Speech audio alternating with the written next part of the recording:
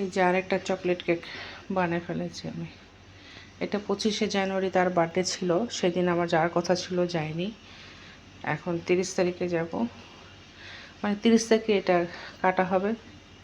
তার আগে আমি এটা বানিয়ে ফেলছি কেক। আবার একদিন দুদিন আগে বানালে কেকটা খুব টেস্ট হয় ভালো। আর যেদিন বার্থডে বা কেউ যদি কেকের অর্ডার দেয়, ওই দিনে যদি বানাই দিই, ওই কেক ভালো হয় না।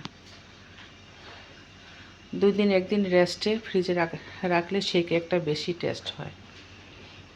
তাই আমি আগেই বানিয়ে ফেলেছি। 30 তারিখে এই কেকটা কাটা হবে। 25শে জানুয়ারি তার বার্থডে ছিল, এখন 30 তারিখে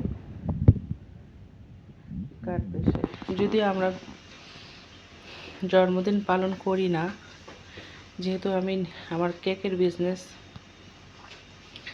এই জন্য আমি যে কোনো অনুষ্ঠানে বা বাচ্চাদের কিছু হলেই কেক বানিয়ে নিয়ে যাই আর সবাই মিলে খাই, আনন্দ করি। এটাই।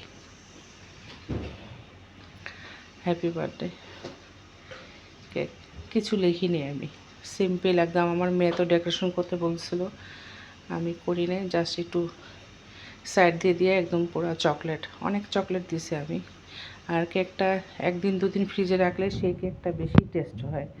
আর সঙ্গে 1 ঘন্টা একদিনে বানাই কেকটা খেলে, ওই কেকটা কিন্তু রেজাল্ট ভালো হয় না, খেতে এত টেস্ট হয় না। কেমন হয়েছে জানাবেন। আল্লাহ হাফেজ।